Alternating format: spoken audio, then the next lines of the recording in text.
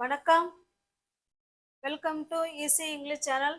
நம்ம சேனலை இப்போ தான் நீங்கள் ஃபர்ஸ்ட் டைமாக பார்க்குறீங்க அப்படின்னா சேனலை சப்ஸ்கிரைப் பண்ணிக்கோங்க, பெல் பட்டனை ப்ரெஸ் பண்ணி வச்சுக்கோங்க.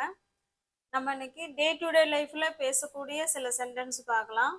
அவர் கொஞ்ச நேரத்தில் வந்துடுவார், அவர் கொஞ்ச நேரத்தில் வருவார், அவன் கொஞ்ச நேரத்தில் படிப்பான், நான் கொஞ்ச நேரத்தில் சமைச்சிருவேன், இந்த மாதிரிலாம் சொல்லுவோம் இல்லைங்களா. இதை எப்படி கொஞ்ச நேரத்தில் அப்படிங்கிறத எப்படி நம்ம இங்கிலீஷில் சொல்லலாம் அப்படிங்கிறத நம்ம இன்னைக்கு இந்த வீடியோவில் பார்க்கலாம். மற்றது எல்லாமே நமக்கு தெரியும். இப்போ அவர் அப்படின்னா என்ன சொல்லுவோம்? ஃபர்ஸ்ட் சப்ஜெக்ட் தானே எழுதுவோம். ஹி, வருவார், அது வந்து ஃபியூச்சர் டென்ஸ், இனிமே தான் வரப்போறாரு, அதனால வில். ஹி வில் வர்றதுக்கு என்னங்க இங்கிலீஷில்? கம். ஹி வில் கம் அப்படின்னா என்ன அர்த்தம்? அவர் வருவார். எப்போ வருவார்? கொஞ்ச நேரத்தில். அந்த கொஞ்ச நேரங்கிறது தான் இன்ன while. இன்ன while அப்படின்னா கொஞ்ச நேரத்துல அப்படின்னு அர்த்தம். ஓகேவா? he will come in a while அப்படின்னா கொஞ்ச நேரத்துல அவரு வருவாரு அப்படின்னு சொல்றோம். ஓகே, நெக்ஸ்ட் சென்டென்ஸ் பாருங்க. அவ வந்து கொஞ்ச நேரத்துல கிளம்புவா அப்படின்னு சொல்றோம். இப்ப நம்ம வீட்டுக்கு யாரோ கெஸ்டோ இல்லை ஃப்ரெண்ட்ஸோ யாரோ வந்திருப்பாங்க, எப்போ கிளம்புறாங்க அப்படின்னு கேட்குறாங்கன்னு வச்சுங்களா, வந்து கொஞ்ச நேரத்தில் கிளம்பிடுவா அப்படின்னு சொல்கிறோம் இல்லைங்களா, அதுதான் இது. இப்போ சப்ஜெக்ட் யாரு? She will. She will leave, கிளம்புறது. ஷீ வில் லீவ், அவ கிளம்பிடுவா. எப்போ? என்ன while, இன்னும் கொஞ்ச நேரத்தில் அவ கிளம்பிடுவா அப்படின்னு சொல்கிறோம். ஓகே, இப்போ இன்ன while அப்படின்னா கொஞ்ச நேரத்தில் அப்படின்னு அர்த்தம். ஓகே, இப்போ நெக்ஸ்ட் சென்டென்ஸ் பாருங்க. அவர்கள் கொஞ்ச நேரத்துல ஆரம்பிப்பாங்க அப்படின்னு சொல்றோம். எதையோ ஒண்ணு அவங்க கொஞ்ச நேரத்துல ஆரம்பிச்சிருவாங்க அப்படின்னு சொல்றோம். இப்ப பாருங்க, அவர்கள் they will start. தொடங்குறது அப்படின்னா ஸ்டார்ட், ஆரம்பிப்பாங்க. they will start, அவர்கள் ஆரம்பிப்பார்கள். எப்ப? இன்ன while. இன்னும் while அப்படின்னா கொஞ்ச நேரத்துல, இன்னும் கொஞ்ச நேரத்துல அவர்கள் ஆரம்பிப்பாங்க அப்படின்னு சொல்றோம். இன்னும் கொஞ்ச நேரத்துல அவங்க விளையாட ஆரம்பிப்பாங்க அப்படின்னா they will start to play. they will start to play in a while. அவங்க இன்னும் கொஞ்ச நேரத்துல விளையாட ஆரம்பிப்பாங்க அப்படின்னு சொல்றோம். Okay, next sentence. இப்போ நெக்ஸ்ட் சென்டென்ஸ் பாருங்க. நான் கொஞ்ச நேரத்துல முடிச்சிருவேன்.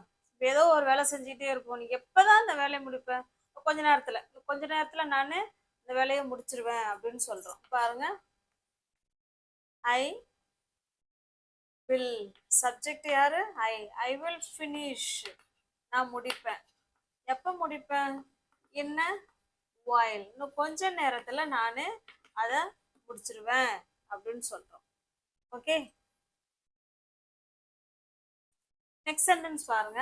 அவன் கொஞ்ச நேரத்துல அதை கொண்டு வந்துருவான். டோன்ட் வரி, கவலைப்படாதீங்க, இன்னும் கொஞ்ச நேரத்துல அவன் கொண்டு வந்துருவான் அப்படின்னு சொல்றோம். இப்போ எப்படி சொல்லலாம்? Subject he, he will. கொண்டு வர்றது தான் இந்த இடத்துல verb, bring. he will bring. எதை? அதை. he will bring it, அதை அவன் கொண்டு வருவான். எப்ப? கொஞ்ச நேரத்துல. என்ன while, கொஞ்ச நேரத்துல அவன் கொண்டு வருவான் அப்படிங்கிறத நம்ம இப்படிதான் சொல்லணும். he will bring it in a while. கொஞ்ச நேரத்துல அவன் அதை கொண்டு வந்துருவான். Don't worry, please don't worry, தயவுசெய்து கொஞ்சம் கவலைப்படாதீங்க, அவன் கொஞ்ச நேரத்துல அவன் கொண்டு வந்துருவான். ஓகே, நெக்ஸ்ட் சென்டென்ஸ் பாருங்க. நாங்க கொஞ்ச நேரத்துல திரும்பிடுவோம். இப்போ எங்கேயோ வெளில போயிருப்போம், எப்போ வரீங்க? இந்த கொஞ்ச நேரத்துல திரும்பிடுவோம், உடனே வந்துருவோம் அப்படின்னு தானே சொல்லுவோம். நாங்களுக்கு இங்கிலீஷ்ல we. we will. திரும்புறதுக்கு return, verb. we will return. எப்ப? என்ன while. இன்னும் whileனா கொஞ்ச நேரத்துல நாங்க திரும்பிடுவோம். we will return in a while. Okay,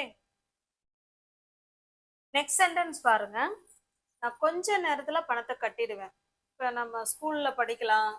எப்ப பணம் கட்டுவீங்க அப்படின்னு கேக்குறாங்க. வெளியில பனிஷ்மெண்ட் மாதிரி கொடுக்குறாங்கன்னா, மேம் ப்ளீஸ் வெயிட், நான் இன்னும் கொஞ்ச நேரத்துல நான் பணம் கட்டிடுவேன் அப்படிதான் நம்ம சொல்லுவோம். அதை எப்படி சொல்லலாம் அப்படின்னா பாருங்க, I I will pay I will pay the money. I will pay the மணின்னா என்ன? நான் பணத்தை கட்டிடுவேன். எப்ப? கொஞ்ச நேரத்துல. என்ன? while. Please wait ma'am, I will pay the money in a while.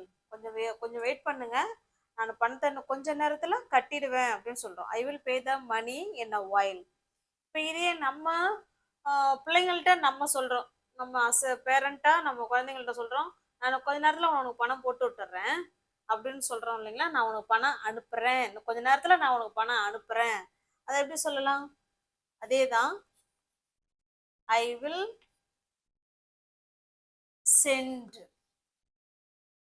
Send the money.